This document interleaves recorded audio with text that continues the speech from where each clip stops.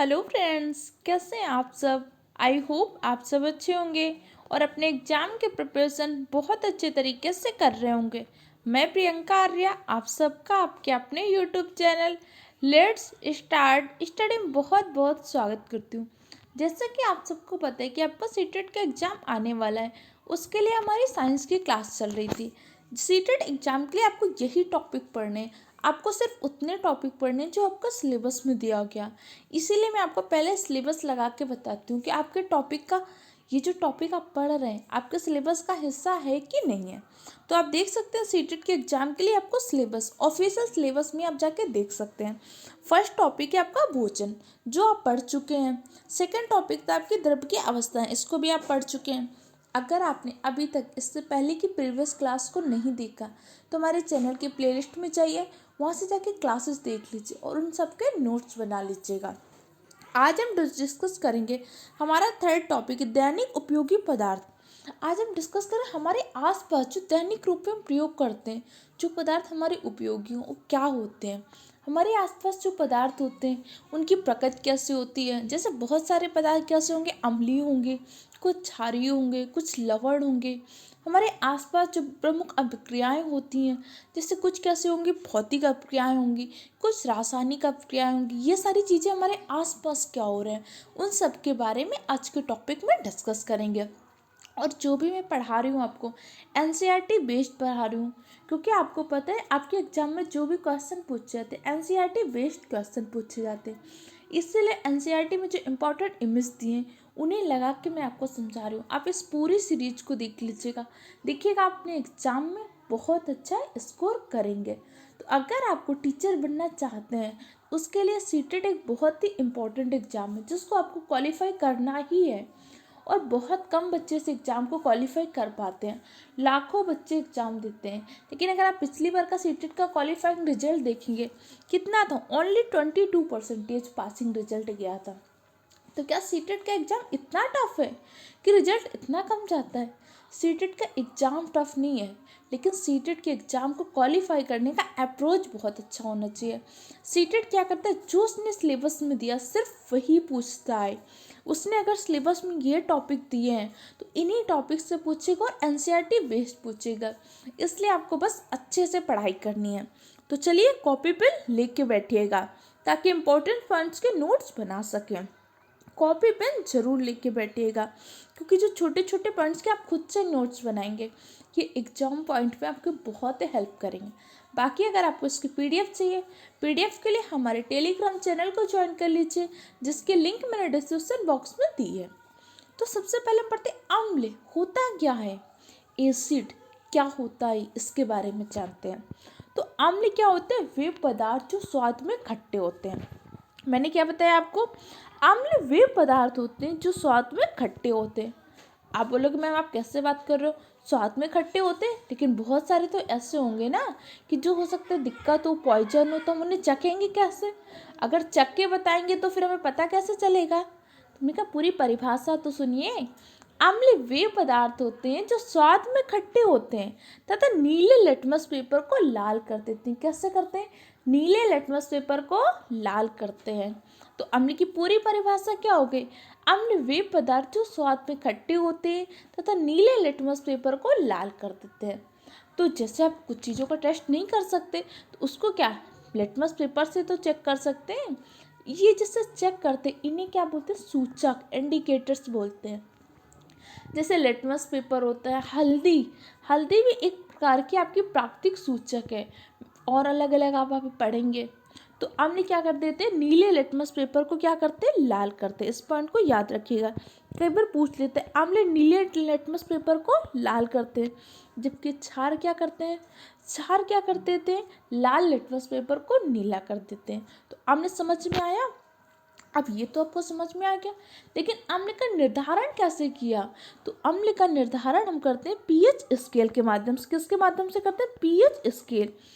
PH scale एक प्रकार की स्केल है, इसका विकास किया था आपके सोरेनसन ने।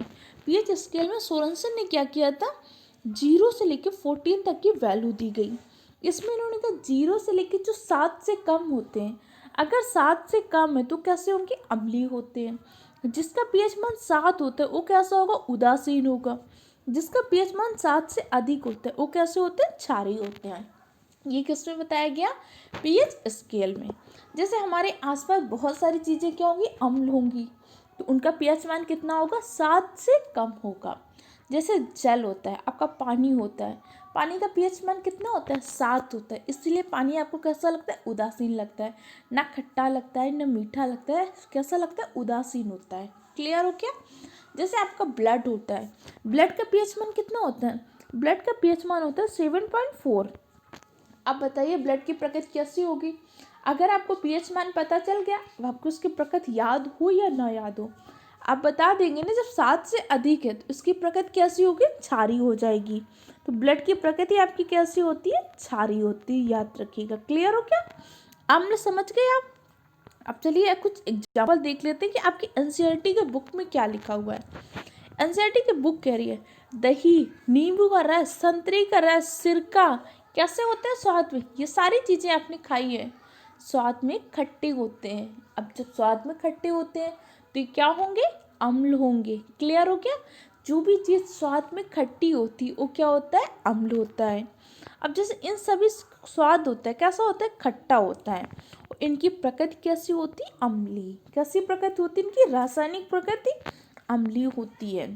और एसिड, जो एसिड शब्द है इसकी उत्पत्ति लैटिन भाषा के एसियर शब्द से हुई है। इस पॉइंट को याद रखिएगा।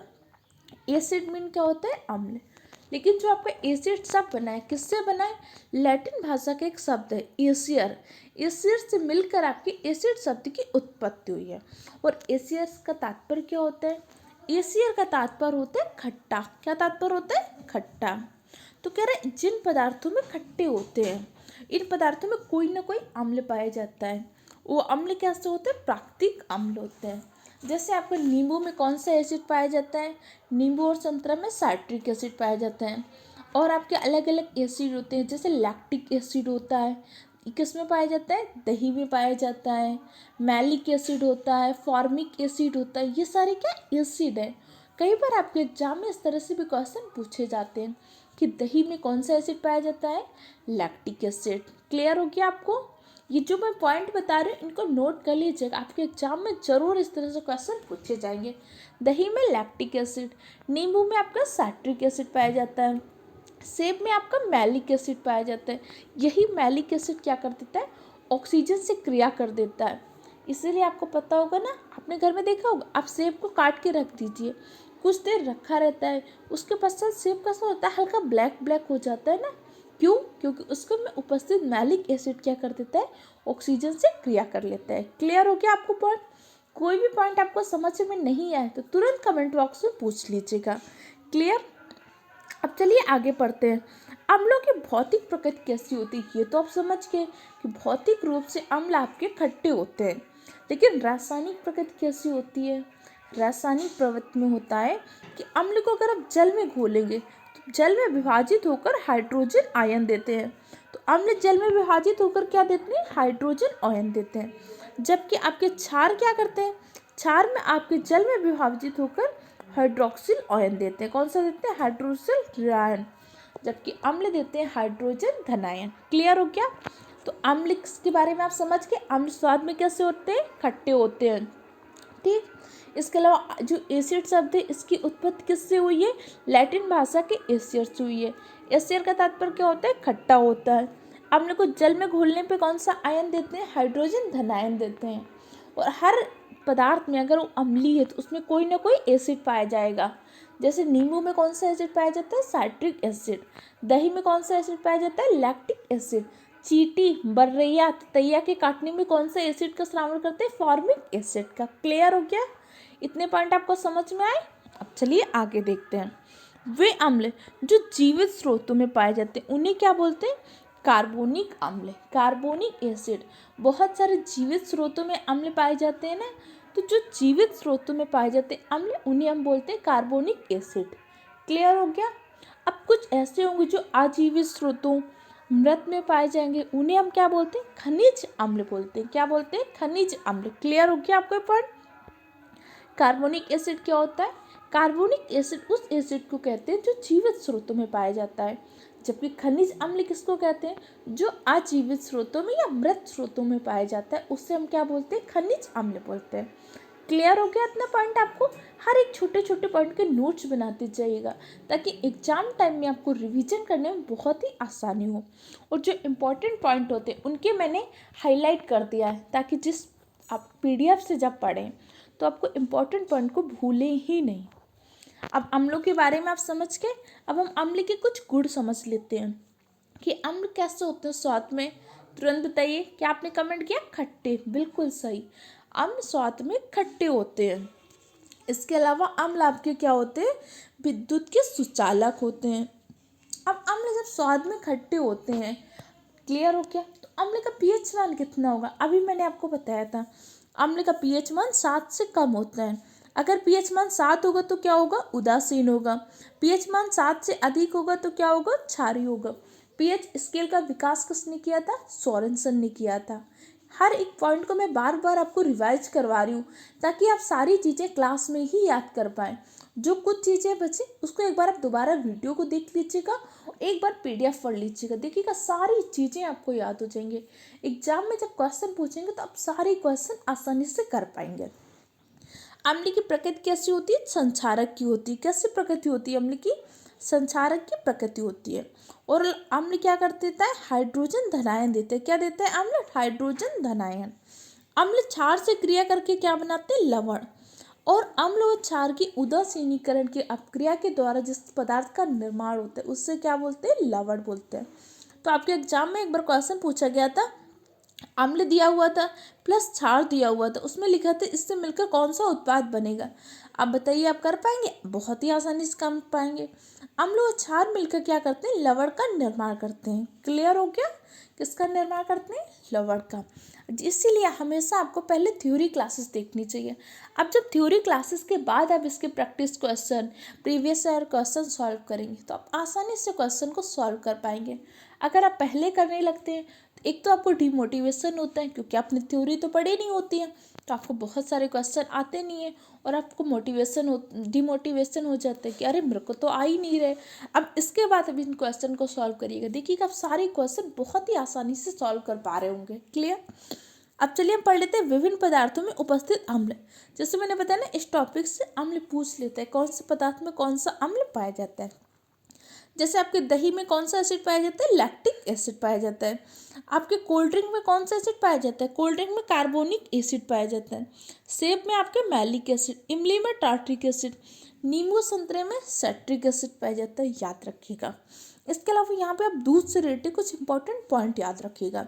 जैसे दही में आपका लैक्टिक एसिड पाया जाता है क्योंकि दही कैसा होता है? स्वाद में खट्टा होता है। लेकिन दूध स्वाद में कैसा होता है? मीठा होता है। तो दूध किसके कारण मीठा होता है? तो लैक्टोज शर्करा के कारण। ये आपके एग्जाम में क्वेश्चन पूछा जा चुका है। लैक्टोज शर्करा, दूध में कौन सी शर्करा पाई जाती है? तो लैक्टोज शर्करा। दूध मीठा किसके कारण होता है? लैक्टोज शर्करा के कारण। यही लैक्टोज शर्करा लैक्टिक एसिड में परावर्तित हो जाती है जब दूध से दही बनता है। दूध का रंग सफ़ेद कैसा होता है? केसिन प्रोटीन की उपस्थिति के कारण दूध का रंग कैसा होता है? सफ़ेद। दूध में कौन सी प्रोटीन पाई जाती है? केसिन प्रोटीन पाई जाती है। क्लियर? रेनिन एंजाइम क्या करता है? केसिन प्रोटीन के पाचन में सहायक होता है। याद रखिएगा, कौन सा एंजाइम? रेनिन एंजाइम दूध में उपस्थित केसिन प्रोटीन के पाचन में सहायक होता है। और दूध से दही बनने में कौन सा बैक्टीरिया होता है? तो लैक्टोबैसिलस बैक्टीरिया दूध से दही बनने में मुख्य भूमिका का निर्वाह करता है। दूध से दही बनने की जो प्रक्रिया होती है, कौन सी प्रक्रिया कहते हैं? किण्वन की प्रक्रिया कहते हैं दूध से दही बनने की प्रक्रिया को। क्लियर हो गया? इंपॉर्टेंट पॉइंट है, याद रखिएगा। अब चलिए हम आगे डिस्कस कर लेते हैं कुछ और अम्लों के बारे में जो आपके एनसीईआरटी के बुक में दिए हुए हैं। जो आपके एनसीईआरटी के बुक में दिए हुए हैं वो आपके लिए बहुत ही इम्पॉर्टेंट है क्योंकि उनसे आपके एग्जाम में क्वेश्चन पूछे ही जाते हैं। क्योंकि सीटेट क्या करता है? एनसीईआरटी बेस्ड क्वेश्चन पूछता है। एस्टिक एसिड, सिरका में जो आपका सिरका होता है जिसका प्रयोग अचार वगैरह के निर्माण में करते हैं, तो उसमें कौन सा एसिड पाया जाता है? एस्टिक एसिड पाया जाता है। चींटी का डंक, बर्रैया, ततैया काटती है तो हमें जलन जैसे महसूस होता है ना, उसमें कौन सा एसिड होता है आपका? Formic acid. नींबू कुल के जितने भी फल होते हैं जैसे संतरा, नींबू, इसमें कौन सा एसिड होता है? साइट्रिक एसिड होता है। दही में आपका कौन सा एसिड होता है? लैक्टिक एसिड होता है। पालक, पालक में आपका कौन सा एसिड होता है? ऑक्जेलिक एसिड होता है। आंवला, आंवला होता है, सिट्रस फल होता है, इसमें कौन सा होता है? स्कारबिक एसिड भी कई बार देते हैं। क्योंकि जो विटामिन सी होता है, विटामिन सी का केमिकल नेम ही क्या होता है? स्कारबिक एसिड। और विटामिन सी का केमिकल नेम स्कारबिक एसिड। और विटामिन सी किस में पाया जाता है? जो आपके खट्टे फलों में होता है। और विटामिन सी की कमी से कौन सा रोग होता है? स्कर्वी। स्कर्वी किससे संबंधित बीमारी है? दांतों और मसूड़ों से संबंधित एक प्रकार की बीमारी है। क्लियर? अच्छा बताइए, हमारे दांत कठोर क्यों होते हैं? कैल्शियम की उपस्थिति के कारण हमारे दांत कैसे होते हैं? कठोर होते हैं। किसके कारण? कैल्शियम की उपस्थिति के कारण हमारे दांत कठोर होते हैं। हमारे शरीर के और किस अंग में कैल्शियम पाया जाता है? तो हमारी बोन्स, अस्थियों में कैल्शियम पाया जाता है। लेकिन हमारे दांतों में कितने % कैल्शियम पाया जाता है? दांतों में हमारे 92% कैल्शियम पाया जाता है। जबकि अस्थियों में कितना पाया जाता है? 68% कैल्शियम। तो शरीर का सबसे कठोरतम भाग कौन सा होता है? दांत। दांत की कौन सी परत होती है? बाह्य परत, जो होती है इनेमल। दांत की बाह्य परत इनेमल हमारे शरीर का सबसे कठोरतम भाग होता है। क्लियर हो गया? हर एक point exam point of view से बहुत ही इंपॉर्टेंट है। जो भी मैं आपको बता रही हूँ, मैंने ऑफलाइन बहुत सारे बच्चों की जो क्लासेस ली हैं, उन्होंने बताया कि सारे क्वेश्चन मेरे नोट्स से फंसे हैं। पूरे के पूरे क्वेश्चन आप देख लीजिएगा। इसके मैंने जो साइंस पेडागोजी क्लासेस ली हैं, साइंस थ्योरी क्लास, आप इन दोनों क्लासेस को देख के बिल्कुल तैयार करके जाइएगा। देखिएगा सारे क्वेश्चन आपको आपके नोट्स से मिलेंगे, इसलिए एक एक पॉइंट को याद रखिएगा। क्लियर हो गया? ठीक है, अब आगे हम देख लेते हैं कि जैसे इमली में, अंगूर में, ये जैसे कच्चा आम, जैसे आप अमिया भी बोलते हैं, उसमें कौन सा होता है? टार्ट्रिक एसिड पाया जाता है। अब जैसे कुछ क्षारक होते हैं, जैसे क्षार अभी आप पढ़ेंगे, जैसे इसमें देख लीजिए, जैसे चूने का पानी होता है, चूने के पानी में कौन सा क्षार पाया जाता है? Calcium hydroxide. कैल्शियम हाइड्रोक्साइड किस में पाया जाता है? चूने के पानी में। खिड़की के जो कांच होते हैं उसको साफ करने के लिए एक मार्जक, डिटर्जेंट का प्रयोग करते हैं। कौन सा होता है? Ammonium hydroxide. अमोनियम हाइड्रोक्साइड के माध्यम से क्या होता है? हम कांच का साफ करते हैं। जो हमारे कांच में गंदगी हो जाती है ना, उसको साफ करने के लिए इसका प्रयोग करते हैं क्षारक का। और क्षारक होते हैं आपका अमोनियम हाइड्रोक्साइड। साबुन, साबुन आपके मुख्यतः दो प्रकार के होते हैं। मृदु साबुन होता है, कठोर साबुन होता है। जो आपका मृदु साबुन होता है उसमें पोटेशियम हाइड्रोक्साइड पाया जाता है, जबकि कठोर साबुन में क्या होता है? सोडियम हाइड्रोक्साइड पाया जाता है। जैसे कुछ साबुन क्या होते हैं? आपके कपड़े धुलने के लिए होते हैं, वो कैसे साबुन होते हैं? कठोर साबुन होते हैं। जबकि जिसको आप बाथिंग सोप के रूप में प्रयोग करते हैं, जैसे आपकी डव होती है, पेयर्स होते हैं, ऐसे जो बाथिंग सोप होते हैं, नहाने के साबुन, वो आपके मृदु साबुन होते हैं। तो मृदु साबुन में कौन सा क्षार पाया जाता है? मृदु साबुन में आपका पोटेशियम हाइड्रोक्साइड पाया जाता है, जबकि कठोर साबुन में सोडियम हाइड्रोक्साइड पाया जाता है। याद रखिएगा। इसके अलावा मिल्क ऑफ मैग्नीशिया, ये बहुत ही इंपॉर्टेंट है। अभी अगर आपने किसी ने एनटीपीसी का एग्जाम दिया होगा, तो एनटीपीसी के एग्जाम में इस तरह से क्वेश्चन, यहाँ तक कि सीजीएल के एग्जाम में भी क्वेश्चन पूछे गए हैं। मैग्नीशियम हाइड्रोक्साइड किस में पाया जाता है? मिल्क ऑफ मैग्नीशिया, या जिसे दूधिया मैग्नीशियम भी कहते हैं, उसमें क्या होता है? कौन सा क्षार पाया जाता है? Magnesium hydroxide. यहाँ पे मैग्नीशियम से रिलेटेड एक पॉइंट और याद रखिएगा। जो आपका क्लोरोफिल होता है, क्लोरोफिल की उपस्थिति के कारण क्या होता है? पत्तियों का रंग हरा होता है। आपको पता है क्लोरोफिल में कौन सी धातु पाई जाती है? तो क्लोरोफिल में आपकी मैग्नीशियम धातु पाई जाती है। और क्लोरोफिल की संरचना और हीमोग्लोबिन की संरचना समान होती है। और क्लोरोफिल में कौन सी धातु पाई जाती है? मैग्नीशियम। जबकि आपके हीमोग्लोबिन में कौन सी धातु पाई जाती है? आयरन पाई जाती है। हीमोग्लोबिन में हिम क्या होता है? एक वर्णक होता है, जबकि ग्लोबिन क्या होता है? एक प्रोटीन होता है। और हीमोग्लोबिन की उपस्थिति के कारण रक्त का रंग कैसा होता है? लाल होता है। हीमोग्लोबिन हमारे शरीर में क्या करता है? ऑक्सीजन के परिवहन में सहायक होता है। हीमोग्लोबिन की कमी से व्यक्ति को कौन सा रोग होता है? हीमोग्लोबिन की कमी से व्यक्ति को एनीमिया या रक्त छीड़ता नामक रोग हो जाता है। जब हीमोग्लोबिन की कमी होती है, हीमोग्लोबिन की कमी हो जाएगी तो व्यक्ति के शरीर में क्या होता है? ऑक्सीजन का परिवहन नहीं हो पाएगा, क्योंकि हीमोग्लोबिन ही तो ऑक्सीजन को ले जाता है, इसलिए ऑक्सीजन का उचित रूप से परिवहन नहीं हो पाता, जिसके कारण क्या होता है? ऑक्सीजन की कमी में कौन सा श्वसन होगा? अनाक्षी श्वसन। क्योंकि जो ऑक्सीजन की उपस्थिति में श्वसन होता है, कैसा श्वसन होता है? ऑक्सी श्वसन। जो ऑक्सीजन की अनुपस्थिति में श्वसन होगा, कैसा होगा? अनाक्षी श्वसन। अनाक्षी श्वसन में क्या होता है? लैक्टिक एसिड बनता है, और लैक्टिक एसिड के जमाव से हमारे मांसपेशियों में क्या होता है? थकान का अनुभव होता है। किस एसिड के जमाव से मांसपेशियों में थकान का अनुभव होता है? लैक्टिक एसिड के जमाव से हमारी मांसपेशियों में थकान का अनुभव होता है। याद रखिएगा, बहुत ही इंपॉर्टेंट क्वेश्चन आपसे पूछा जा सकता है। तो लैक्टिक एसिड का जमाव कब होता है? जब व्यक्ति के शरीर में हीमोग्लोबिन की कमी होती है, क्योंकि हीमोग्लोबिन की कमी से ऑक्सीजन का उचित रूप से परिवहन नहीं हो पाता। जब ऑक्सीजन का उचित रूप से परिवहन नहीं हो पाता तो उस समय में लैक्टिक एसिड का निर्माण होने लगता है, क्योंकि व्यक्ति के शरीर में अनऑक्सीजन होने लगता है, जिससे उसके शरीर में क्या होता है? दर्द होता है। जिससे आपको पता होगा, जिस व्यक्ति के शरीर में हीमोग्लोबिन की कमी होती है उसके हाथ पैर में बहुत दर्द होता है। क्यों दर्द होता है? क्योंकि लैक्टिक एसिड का जमाव होने लगता है। क्लियर हो क्या आपको पॉइंट? अब चलिए आगे हम डिस्कस करते हैं। अम्ल के बारे में आप समझ गए। चलिए एक बार हम अम्ल को रिवाइज करवा देते, क्योंकि इस क्लास में आपको हर एक पॉइंट क्लास में ही याद कराया जाएगा। बस आपको रेगुलर वे पे क्लास देखनी है और एक बार इसके PDF को पढ़ लीजिएगा। और आपको सिर्फ क्लास देखनी नहीं है, हाथ में कॉपी पेन चलता रहना चाहिए, इंपॉर्टेंट पॉइंट्स के नोट्स बनाते रहना है। बहुत कम टाइम है आपके पास, इस टाइम का यूटिलाइज करिए, अच्छे से रिविजन करिए। अम्ल क्या होता है? अम्ल स्वाद में खट्टे होते हैं तथा अम्ल क्या कर देते हैं? लिटमस पेपर को क्या कर देते हैं? जल्दी से कमेंट बॉक्स में बताइए। अम्ल का pH मान कितना होता है? अम्ल का pH मान 7 से कम होता है। क्लियर? इसके अलावा अम्ल कौन सा आयन देते हैं? अम्ल हाइड्रोजन आयन देते हैं। ठीक। एसिड शब्द की उत्पत्ति किससे हुई है? लैटिन भाषा की एसियर शब्द से हुई है। एसियर का तात्पर्य क्या होता है? खट्टा होता है। और कौन कौन से, नींबू में कौन सा एसिड पाया जाता है? इमली में कौन सा एसिड पाया जाता है? दही में कौन सा एसिड पाया जाता है? ततैया बर्रिया के काटने में कौन सा एसिड पाया जाता है? कार्बोनिक एसिड किस में पाया जाता है? खनिज एसिड किस में पाया जाता है? इन सब के आंसर अगर आपको आ रहे हैं तो आपको क्लास समझ में आ चुकी है। ठीक। क्लोरोफिल में कौन सी धातु होती है? मैग्नीशियम धातु पाई जाती है। हीमोग्लोबिन में कौन सी धातु होती है? आयरन धातु होती है। लैक्टिक एसिड के जमाव से व्यक्ति के शरीर में मांसपेशियों में दर्द होता है। समझ में आ गया आपको ये पॉइंट? चलिए हम क्षार के बारे में पढ़ते हैं। क्षार वे पदार्थ होते हैं जो स्वाद में तीखे तथा लाल लिटमस को क्या करते हैं? नीला कर देते हैं। जबकि वहाँ पे मैंने आपको क्या बताया था? नीले लिटमस पेपर को लाल करते हैं। जबकि क्षार क्या कर देते हैं? एक तो स्वाद में तीखे होते हैं और लाल लिटमस पेपर को नीला कर देते हैं। क्लियर हो गया आपको? अब चलिए आगे पढ़ते हैं। जैसे हमारे घरों में आपने बेकिंग सोडा देखा होगा, कभी ना कभी आपने देखा होगा। कभी इसका स्वाद देखा है? इसका स्वाद खट्टा होता है? नहीं, तो फिर आपने नहीं देखा। बेकिंग सोडे का स्वाद खट्टा नहीं होता। तो फिर इसका स्वाद पता है कैसा होता है? इसका स्वाद हल्का सा कड़वा होता है, तीखा होता है। किसका? बेकिंग सोडे का। आप जाके टेस्ट कर सकते हैं, लेकिन बहुत कम मात्रा में टेस्ट करना है।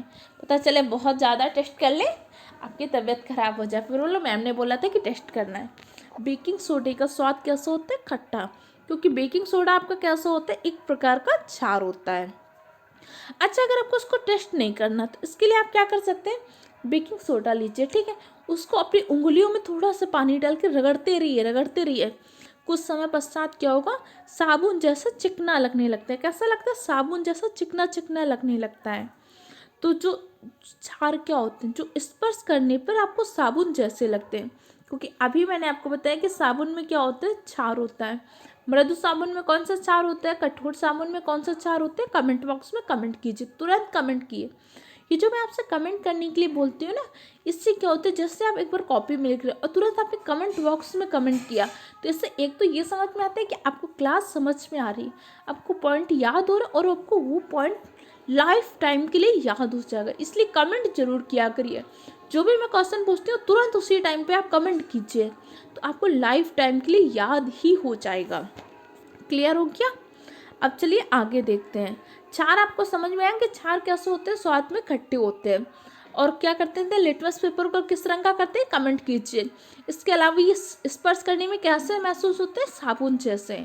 इसको आप, अगर आपको एग्जाम्पल करना है तो कोई कहते हैं हम तो नहीं मानते कैसे होते हैं, तो आप उसको बेकिंग सोडा जो सामान्यतः हमारे घरों में मिल जाता है उसको दीजिए, कहते थोड़ी देर रगड़ते रहिए पानी की एक बूंद डाल के, कुछ समय पश्चात तो साबुन जैसे चिपचिपा महसूस होने लगता है। क्या होते हैं? क्षार होते हैं। क्लियर हो गया? अब क्षार को जल में घोलने पर क्या देते हैं? हाइड्रोक्सल आयन देते हैं। कैसे देते हैं? ऋण आयन देते हैं। जबकि आपके अम्ल क्या करते थे? हाइड्रोजन धनायन देते थे। जबकि क्षार आपके क्या करते हैं? हाइड्रोक्सल ऋण आयन देते हैं। क्लियर? क्षार स्वाद में कैसे होते हैं? तीखे होते हैं। अम्ल स्वाद में कैसे होते थे? खट्टे होते थे। क्षार का पीएच मान कितना होता है? 7 से अधिक होता है, जबकि अम्ल का पीएच मान 7 से कम होता था। क्लियर हो क्या? आपको इतना समझ में आया? अब चलिए आगे देखते हैं। अम्ल और क्षार की क्रिया से क्या बनता है? लवण बनता है। याद रखिएगा, अम्ल और क्षार की क्रिया से क्या बनता है? लवण बनता है। अब क्षार विद्युत के कैसे होते हैं? चालक होते हैं। क्षार भी क्या होते हैं? विद्युत के चालक होते हैं। और क्षार की प्रकृति कैसी होती है? संक्षारक की होती है। क्षार की प्रकृति संक्षारक की होती है, याद रखिएगा। अम्ल आपको समझ में आया, क्षार समझ में आ गया, कौन से किस में उपस्थित होता है ये आपको समझ में आ गया। अब चलिए हम सूचक के बारे में डिस्कस करते हैं। जैसे अभी आप लिटमस पेपर के बारे में पढ़ रहे थे, तो लिटमस पेपर क्या है? एक प्रकार का सूचक है जिसके माध्यम से हमें पता चलता है कि अम्लीय है कि क्षारीय है। या तो हमें पीएच स्केल के माध्यम से पता चलेगा या तुम सूचक के माध्यम से, लेकिन पीएच स्केल तो हमें उसका पता होना चाहिए ना। सूचक का क्या होता है हम खुद टेस्ट कर सकते हैं। चलिए जानते हैं सूचक होता क्या है। सूचक वे पदार्थ जिनमें अम्ल व क्षार मिलाने पर उनका रंग परिवर्तित हो जाता है। क्या होता है? सूचक वे पदार्थ जिसमें अम्ल या क्षार मिलाने पर उनका रंग परिवर्तित हो जाता है, उन्हें आप क्या बोलते हो? सूचक। जैसे ये बच्चा कह रहा है क्या मैं सभी पदार्थों को स्वाद ज्ञात करने के लिए उन्हें चख सकता हूँ? अभी आपने बताया था मैंने कि नहीं भाई, आपने बोला तो नहीं मैम, हम ऐसे कैसे चख सकते हैं? जो चीज़ें हमें पता है कि नहीं ये तो हमारे लिए हेल्पफुल है, हेल्थ के लिए सही है, उन्हें तो चख सकते हैं। बहुत सारी हमारे लिए हार्मफुल होंगी, उन्हें कैसे चखेंगे? तो नहीं, आप सभी पदार्थों को स्वाद ज्ञात करने के लिए उन्हें नहीं चख सकते, क्योंकि मैंने तो आपको भी बताया था ना कि अम्ल के स्वाद में खट्टे होते हैं, क्षार स्वाद में तीखे होते हैं। आपने कहा आप कैसे बात कर रहे हैं, हम हर चीज़ तो चख नहीं सकते। जब हर चीज़ हम चख नहीं सकते तो उसके लिए तो हमें सूचक का प्रयोग करना पड़ता है। जो लिटमस पेपर होता है, लिटमस पेपर क्या होता है? एक प्रकार का सूचक होता है, और भी सूचक होते हैं, लेकिन अम्ल क्षार का पता लगाने के लिए सामान्यतः हम सर्वाधिक जो सूचक का प्रयोग करते हो, आपका सूचक कौन सा होता है? Litmus paper. क्लियर हो क्या आपको ये पॉइंट? अब चलिए आगे। नहीं, क्या तुमने चेतावनी नहीं पढ़ी? हमें अज्ञात पदार्थों को नहीं चखना चाहिए। हमें कभी भी अज्ञात पदार्थों को नहीं चखना चाहिए। कभी भी अपने लैब में, प्रयोगशाला में अगर जाएंगे तो हमेशा उन्हीं चीज़ों के बारे में टच करना है जो आपको पता हो, नहीं तो अपने टीचर से पूछ के ही करना। जैसे आपको मैंने बेकिंग सोडा बताया, तो बेकिंग सोडा हमें पता है क्योंकि इसका तो हम खाने में प्रयोग करते हैं, लेकिन उसका भी आपको बहुत कम मात्रा में चख के देखना है। जैसे नींबू, नींबू को आप आसानी से चख के देख सकते हैं। संतरा, संतरा को आसानी से चख सकते हैं। लैक्टिक एसिड किस में पाया जाता है? दही में, उसे आप आसानी से चख सकते हैं। लेकिन उन्हीं चीज़ों को चखना है जो आपको पता हो। क्लियर हो क्या? अब चलिए आगे देखते हैं।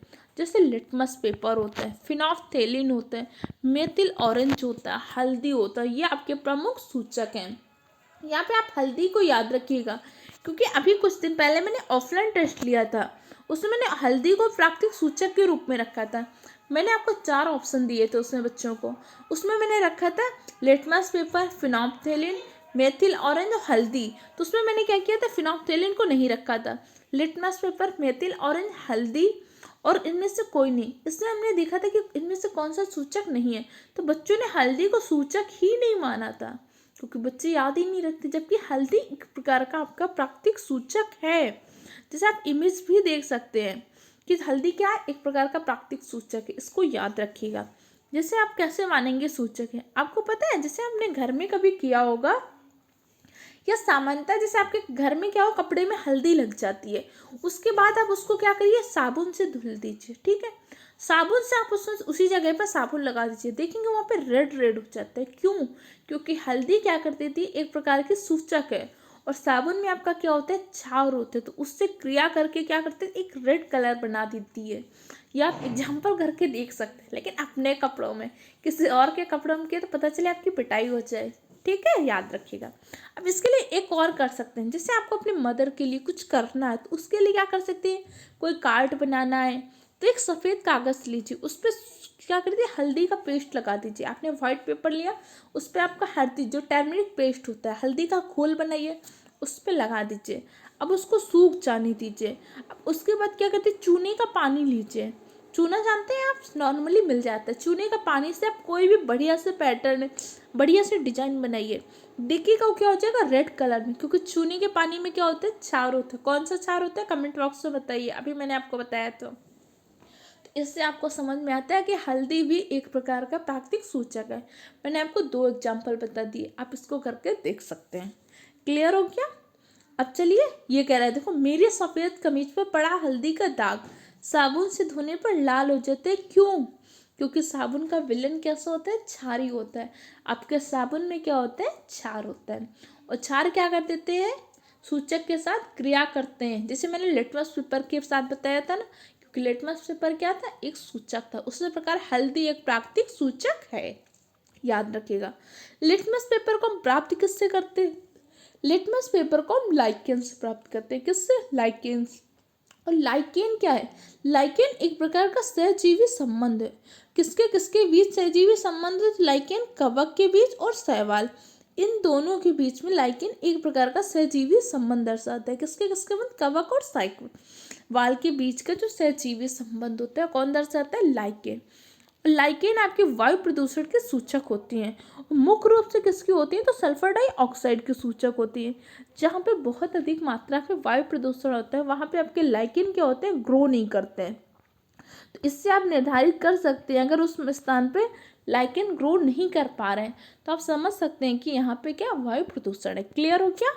लिटमस पेपर को हम लाइकेन से प्राप्त करते हैं। लाइकेन क्या है, कवक और शैवाल के बीच का सहजीवी संबंध है। और लाइकेन क्या होते हैं, वायु प्रदूषण के सूचक होते हैं। मुख्य रूप से कौन से वायु प्रदूषण के, तो सल्फर डाइऑक्साइड के। अब कह रहे हमारे आसपास भी कुछ प्राकृतिक सूचक होते हैं। जैसे क्या होते हैं, जैसे एक लाइकेन होता है। लाइकेन क्या करता है, इसका रंग नील सुवर्ण का होता है, जिससे अम्लीय विलयन में मिलाए जाते हैं तो लाल हो जाता है। लाइकेन को अगर आप अम्लीय विलयन में मिलाते हैं तो कैसा हो जाता है, लाल कर देता है। और क्षारीय विलयन में कैसा हो जाता है, नीला हो जाता है। आपको लाइकेन को क्या, लाइकेन को जो प्राप्त करते हैं, लाइकेन से किसको प्राप्त करते हैं, लिटमस पेपर को। लिटमस पेपर को ही तो प्राप्त करते हैं, जिससे हम कैसे मिलते हैं, लिटमस पेपर के माध्यम से हम क्या करते हैं, पता करते हैं कोई भी चीज़ अम्ल की क्षार है। जैसे इस तरह से पट्टियों मिलता है, ये आपका लाइकेन का पेड़ है। किसका, लाइकेन का पेड़ है। इसी के माध्यम से आपको ये लिटमस पेपर प्राप्त होता है। लिटमस पेपर क्षार में कौन सा रंग कर देता है, और उसमें अम्ल में क्या कर देता है, लाल और नीला कर देता है ना। इसी के माध्यम से पता चलता है कोई भी पदार्थ अम्ल की क्षार है। और अम्ल क्षार का स्केल के अकॉर्डिंग कैसा पता करते हैं, अगर 7 से कम है तो आपका अम्ल है, 7 है तो उदासीन है, और 7 से अधिक है तो आपका क्या है, क्षार है। याद रखिएगा, ठीक। अब सूचक क्या होते हैं, उदासीन पदार्थ द्वारा अप्रभावित रहते हैं। सूचक में उदासीन पदार्थ का कोई भी प्रभाव नहीं होता। जैसे अम्ल में एक खास रंग देते हैं, क्षार में एक खास रंग देते हैं, लेकिन अगर सूचक के साथ ऐसा करते हैं तो कोई भी प्रभाव नहीं होता। जैसे पानी, पानी को आप लिटमस पेपर में डालिए, कोई भी चेंज नहीं होगा। लिटमस पेपर न रेड होगा न ब्लू होगा, क्योंकि पानी कैसा, उदासीन। जल का पीएच मान कितना होता है, 7 होता है, याद रखिएगा। अब पीएच स्केल, पीएच स्केल का विकास किसने किया था, सोरेनसन ने किया था। अभी मैंने आपको बताया, पीएच स्केल के माध्यम से क्या करते हैं, अम्लीता व क्षारीयता का मापन करते हैं। पीएच स्केल में कितने से कितने तक की स्केल होती है, 1 से लेकर 14 तक। जिसका भी पीएच मान 7 से कम होता है वो क्या होता है, अम्लीय होता है। जिसका पीएच मान 7 से अधिक होता है वो क्या होता है, क्षारीय होता है। जिसका पीएच मान 7 होता है वो कैसा होता है, उदासीन होता है। क्लियर। अब अम्ल क्या होता है, अब समझ के। क्षार क्या होता है, समझ के। अम्ल और क्षार का निर्धारण कैसे करते हैं, सूचक के माध्यम से। और फिर सूचक के साथ साथ कुछ हम स्केल के माध्यम से, अगर हमें पीएच स्केल का पता होता है वैल्यू, उसके अकॉर्डिंग करते हैं। पीएच स्केल का विकास किसने किया था, पीएच स्केल में कितने से कितने तक के नंबर्स हैं। क्लियर हो गया आपको इतने पॉइंट। अभी तक के पॉइंट में अगर कोई भी चीज़ समझ में नहीं आई तो आप तुरंत कमेंट कीजिए। जो भी चीज़ नहीं समझ में आए वो कमेंट कर सकते हैं। अगर आप वीडियो को बाद में देख रहे हैं तो भी आप कमेंट बॉक्स में कमेंट कर दीजिएगा। मैं आपको अगर कोई भी चीज़ ऐसा पॉइंट है या तो वहीं पे समझा दूँगी, अगर आपको लगा ऐसा पॉइंट नहीं है जो वहाँ पे नहीं समझाया जा सकता, आपको दोबारा वीडियो देख के मैं समझाऊँगी। लेकिन हर एक पॉइंट को आपको समझना है और उसको तैयार करना है, क्योंकि आपको अपने माँ बाप के पसीने की हर एक बूंद को मोती सा चमकाना है। आपके पेरेंट्स ने आपकी पढ़ाई के लिए इतना जो पैसा खर्च किया, इतनी आपके ऊपर विश्वास दिखाया, अब आपको उनके विश्वास को पूरा करना है। उन्हें दिखाना है कि आप एग्ज़ाम को क्वालिफाई कर सकते हैं, उन्हें गवर्नमेंट जॉब लेके दिखानी है। इसलिए बहुत मेहनत करनी है आपको। अब चलिए आगे पढ़ते हैं। उदासीनीकरण, जब अम्ल व क्षार को मिलाया जाता है तो इनकी परस्पर क्रिया से लवण तथा जल का निर्माण होता है। अभी मैंने आपको बताया था ना, अम्ल व क्षार की क्रिया से क्या होता है, लवण का निर्माण होता है। तो जो क्रिया होती है उस क्रिया को क्या बोलते हैं, उदासीनीकरण की क्रिया। क्या बोलते हैं, उदासीनीकरण की क्रिया। इसके साथ से लवण के साथ साथ क्या होता है, जल का निर्माण होता है। तो अम्ल व क्षार की परस्पर अपक्रिया से लवण व जल का निर्माण होता है और इसी क्रिया को हम क्या बोलते हैं, उदासीनीकरण। समझ में आ गया, उदासीनीकरण क्या होती है, अम्ल व क्षार की अपक्रिया से लवण तथा जल का निर्माण होता है। इस क्रिया को क्या बोलते हैं, उदासीनीकरण की अपक्रिया। क्लियर हो गया पॉइंट, डिस्कस आपको समझ में आया। अब चलिए पढ़ लेते हैं कि लवण कैसे होता है। लवण की प्रकृति ऐसा आप नहीं कह सकते कि अम्लीय होती है या क्षारीय होती है। लवण किसी भी प्रकृति का बन सकता है। ये निर्धारित करते हैं उस अपक्रिया में किस प्रक्रिया का उत्पाद ज़्यादा लिया गया। अगर अम्लीय की प्रकृति ज़्यादा है तो अम्लीय बनेगा, क्षार की ज़्यादा है तो क्षारीय बनेगा, और क्या कई बार क्या हो सकता है, उदासीन प्रकृति का भी हो सकता है। क्लियर। अम्ल और क्षार की परिभाषा आपके देखिए एनसीईआरटी में क्या दी हुई है। किसी अम्ल और किसी क्षारक के बीच होने वाली अपक्रिया उदासीनीकरण की अपक्रिया कहलाती। इस प्रक्रम में ऊष्मा के साथ से लवण और जल निर्मित होते हैं। कुछ ना कुछ तो आपकी क्या होगी, ऊष्मा निर्मित होगी, कुछ ना कुछ जल और लवण। तो कई बार आपसे ऐसे पूछ सकते हैं कि इसका फुल कैसे करना है। जैसे अम्ल दिया होगा, ठीक, प्लस क्षार दिया होगा, अम्ल और क्षार से क्या बनता है मिलकर, पता है आपको, लवण बनता है। लवण के साथ साथ क्या बनता है, जल बनता है। जल के साथ साथ भी क्या होता है, कुछ मात्रा में आपके ऊष्मा का उत्सर्जन होता है। और ये जो अपक्रिया होती है, इसी अपक्रिया को क्या बोलते हैं, उदासीनीकरण की अपक्रिया। क्लियर हो क्या। हो सकता है आपको एग्जाम में इस तरह से अपक्रिया दे दे, इसमें कोई भी पॉइंट छोड़ दे कि उसको फिल करना होगा, तो आप फिल कर सकते हैं ना। इस अपक्रिया को जरूर अपने नोटबुक में बना लीजिएगा। क्लियर। अब हम पढ़ते हैं दैनिक जीवन में हमारी उदासीनीकरण की कुछ अपक्रियाएं होती हैं। हमारे दैनिक जीवन में क्या अपक्रिया होती है, अब लगे मैम दैनिक जीवन में उदासीनीकरण की क्या अपक्रिया होती है। चलिए देखिए, सबसे पहले क्या होती है, अपच में। अपच में कैसे होती है, जैसे आपको पता है कि हमारा भोजन मुख गुहा में, इसको हम पूरा डिस्कस जब पकड़ेंगे मानव कार्की का जो टॉपिक होगा कि पाचन की प्रोसेस कैसे होती है, भोजन कैसे पचता है, उसमें हम डिस्कस करेंगे। अब सरल शब्दों में समझ लीजिए, हमने खाना खाया। हम खाना क्यों खाते हैं, क्योंकि भोजन के पोषक तत्वों के माध्यम से हमें ऊर्जा उपलब्ध होती है। उसी ऊर्जा से हम अपने कार्य करने की जो क्षमता होती है वो करते हैं। तो भोजन से पोषक तत्वों से हमें ऊर्जा लेनी है, तो उसके लिए हमने भोजन को खाया, ठीक। अब उस भोजन के खाने के पश्चात हम क्या करते हैं, उस भोजन में हमारे मुख में टाइलेंट, एक लार में एंजाइम होता है जो उसमें मिलता है, और वहाँ पे हमारे भोजन में लार मिल जाती है और भोजन को काट पीट देते हैं हमारे दांत। तो जब भोजन को दांत काट पीट देते हैं तो पोलस फॉर्म में बन जाता है। क्या, मुख गुहा में जब भोजन को दांत काट पीट के पश्चात जब लार मिल जाती है, उस समय जो भोजन बनता है वो क्या होता है, पोलस। उसके बाद ये क्या करते हैं, भोजन हमारे ग्रास नली से गया, ग्रास नली से कहाँ पे जाते हैं, अमाशय में। अमाशय में क्या होता है, HCl अम्ल का स्रावण होता है। कौन से, HCl अम्ल का स्रावण होता है। क्लियर हो गया। HCl अम्ल की प्रकृति कैसी होती है, अम्लीय होती है। कैसी प्रकृति होती है, अम्लीय। उसी टाइम पे थोड़ी देर पश्चात क्या होता है, इसमें आके पित्त रस, जिसे आप बाइल जूस बोलते हैं, बाइल जूस आके भोजन में मिलता है। बाइल जूस की प्रकृति कैसी होती है, क्षारीय होती है। तो आपको पता है अम्लीय और क्षारीय मिलकर क्या कर देते हैं, उदासीनीकरण की प्रक्रिया। तो आप समझ गए कैसे होती है, हमारे पाचन में उदासीनीकरण की क्रिया होती है। वहाँ पे HCl अम्ल मिलते हैं अमाशय से, और आपकी बाइल जूस मिलता है। अम्ल की प्रकृति कैसी होती है, HCl की अम्लीय, जबकि बाइल जूस की प्रकृति कैसी होती है, क्षारीय होती है। तो ये दोनों प्रक्रिया क्या होगी, उदासीनीकरण की प्रक्रिया। उदासीनी की प्रक्रिया क्या होगी, पाचन में होगी। क्लियर। कैसे प्रोसेस होती है ये हम मानव कार्की वाले टॉपिक में डिस्कस करेंगे। क्लियर हो गया आपको, ठीक है। अब आगे हम डिस्कस करते हैं कि अमाशय की क्या होता है। हमारे अमाशय में क्या होता है, अमाशय में HCl अम्ल आया, ठीक। HCl की प्रकृति कैसी होती है, अम्लीय होती है। क्लियर हो गया आपका। इसके अलावा हमारा बाइल जूस, बाइल जूस की प्रकृति कैसी होती है, क्षारीय होती है। बाइल जूस का स्रावण कहाँ पे होता है, बाइल जूस का स्रावण होता है आपके यकृत में। बाइल जूस का संचय कहाँ पे होता है, पित्ताशय में। याद रखिएगा, दोनों में कंफ्यूजन मत रखिएगा। हमारा बाइल जूस बनता है यकृत में है, जबकि बाइल जूस का संचय कहाँ पे होता है, पित्ताशय में होता है। क्लियर हो गया। पहली अपक्रिया आप समझ गए क्या होती है, और इसके अलावा दूसरी क्या होती है, चींटी व बर के काटने से। जैसे आपको पता है चींटी काट ले, बर्रैया काट ले, ततैया काट ले, हमें क्या होता है, जलन का अनुभव होता है। क्यों होता है?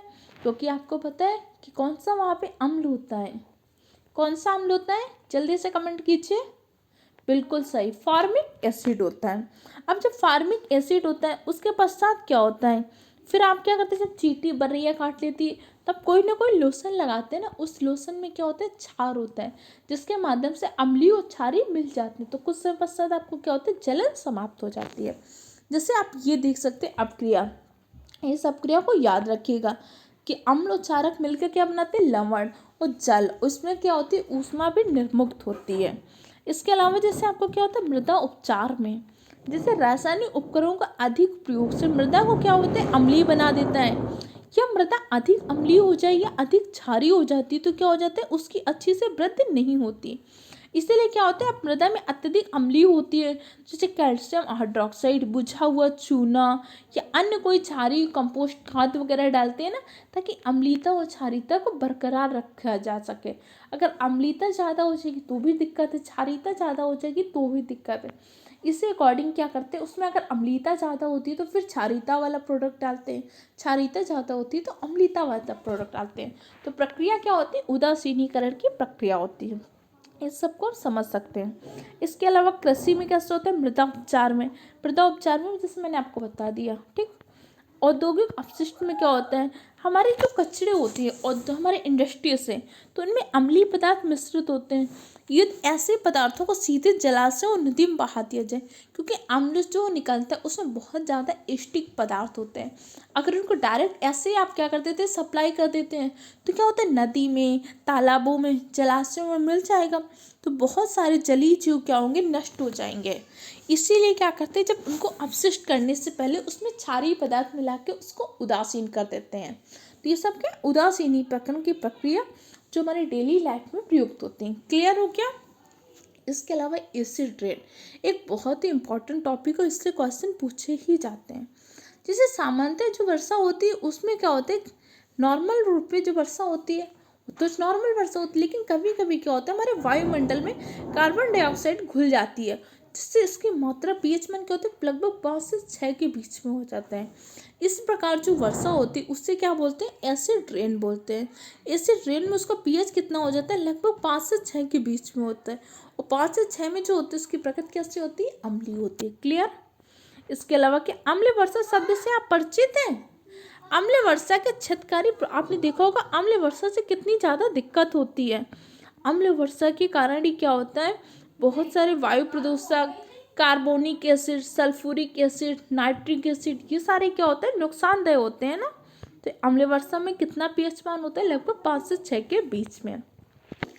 और इसके अलावा अम्ल वर्षा से एसिड रेन से क्या नुकसान होता है, हमारी जो मृदा होती है उसकी अम्लीयता बढ़ जाती है, जिससे हमारे पाचक जगत और जंतु जगत को बहुत ज़्यादा हानि होती है। क्लियर?